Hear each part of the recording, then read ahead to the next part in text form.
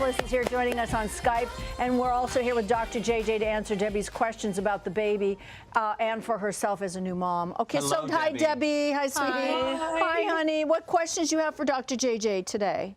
Well, first of all, let me tell you, like when you're in the hospital, as you know, Christina or JJ, after having a baby, they're so great. And you live in this little bubble and you're in there for a few days. They're taking care of you. They're teaching you how to breastfeed. They're teaching you how to swaddle the baby. And then as soon as they say, okay, you're discharged, get in the car and go, you go home with a person and you go, oh my gosh, I'm at home. I have this person forever. Now what do? So I noticed on my way home, on the drive home, I was already being overly, I think, protective, where I said to John, these people are driving like maniacs. He said, no, it's your perspective. That person's going about 35 miles an hour. So what's your question? You have a question there for Dr. Whether JJ? you're a maniac or not? Or? I do. I have a few questions. What are all the reasons she could be crying? Because there are times where I feel like, okay, I changed the diaper, I did this, I did that, but she seems uncomfortable. Okay, so a couple of things. One is that if she's hungry, obviously, because that happens pretty frequently. Two, if she has something in her pants. Three, if she's overheated or overstimulated. So look at what's happening in your world. If there's a room full of people with, crazy perfume and loud voices, reverse the situation, go to a quiet space. If you're in a room where nothing's happening, perhaps she needs a little breath of fresh air, maybe a little change in her environment. And sometimes babies just cry because they just want to cuddle. They just need their mom or dad. So picking her up is just fine when that happens. That may be all you need to do. I'm not put her down. That's the problem. That's why I haven't slept. But is that in itself, sorry, Debbie, but in itself, part of the process of keeping that baby close, or do you want to start? Well, you do want to give baby some moments on their own, and believe me, they won't break Debbie if she whimpers a bit, because sometimes if she's just tired, if she's just had it, she may need to sort of cry a little bit to get herself down to the place where she can sleep. So if her bottom's dry, if she's been fed, she's been burped, you've given her all the love, and she's still crying, she's probably going to need to just go down and chill for a bit. So don't worry if there's a little bit of, but if it accelerates and amplifies, yes, pick her up again. But if not, give her a chance, enable her by putting her down and seeing if you give her 30 seconds, just count to 30.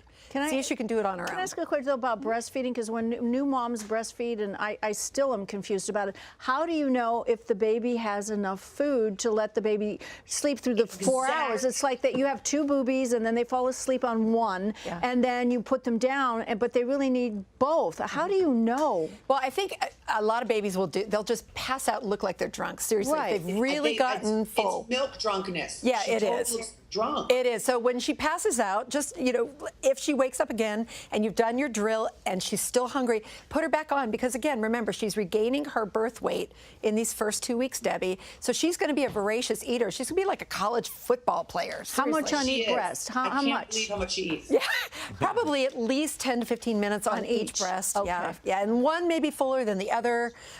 Your duct architecture may be a little bit different on one side than the other, so one may fill her more than the other. So pay attention to that, Debbie, too, and see which one seems to be the good nighttime breast and which one is the snacking breast, because sometimes that will happen. Debbie, I have a question. My last one is great. The right one, not so much. Yeah. Debbie, I have a question for you, because we know you so well, and you do cry at the drop of a hat. I mean, you are very emotional. Explain your emotional state now. How are you feeling now? Because I sense that you are on the brink. You're full of life, emotion, which isn't bad, but... I mean, I love her so much. It's crazy. And you just want to protect this tiny little being. I mean, she went from 7 pounds, 1 ounce to now 6 pounds, 10 ounces.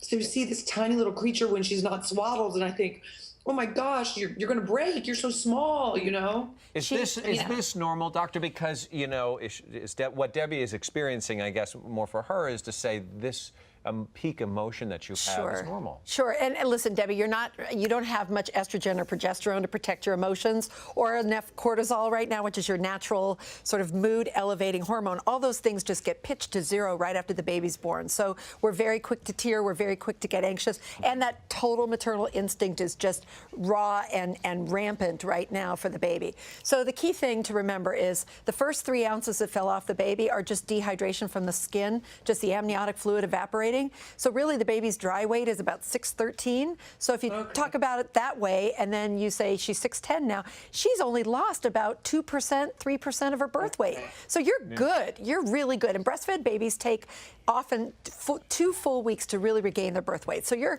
totally on the right track, honey. Debbie, there was something about blue hand. What am I hearing this wrong? Blue Yeah, why would she have blue hands and feet sometimes? Am I not keeping her extremities warm enough? No, the babies don't have valves in their veins, and so when their hand gets caught between you and her when she's breastfeeding, for example, or if her legs are hanging down while you're holding her, the valves in the veins aren't there, so that there's no elevator system to get that blue blood back up to the brain and back up to the heart. So what you want to do, if it bothers you, it's certainly not going to bother her, is just elevate her hand above her heart, or just lift her legs up and massage them a little bit, and you just help pump that blood back to the heart. In a couple of weeks, when she starts moving more, her muscle movement will do it for you, so she won't look like she's got little plums on her hands and feet. Do you have any questions about the umbilical cord? I was going to say that because they take the little thing off when you leave the hospital, but she still has the little scab. Am I hurting her when I change her? Not at all, not at all. And the key thing is to do her diaper in a bikini form, not as a high top, so that you're trying to avoid that.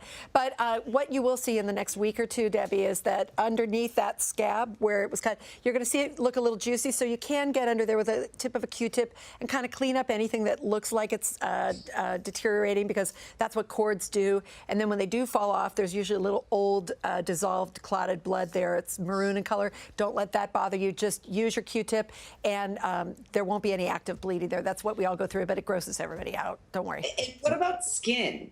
Is she going to be losing a lot of skin? It seems like it. She will peel like a snake. The way I think about babies is they're like a James Bond movie. He gets out of the ocean, he unzips his wetsuit, and underneath is a tuxedo. So when this baby comes out of the womb, for the first 2 weeks, she's going to shed her skin, and then you're going to get that beautiful pink baby skin you've been longing for. Cannot wait to meet her. Can't and wait see to you next see week. you. Come in there, Debbie. More information on this, go to mdmoms.com. Love you. Congratulations again. We'll see you soon. We're coming right back. We're going to see Tanya Meme.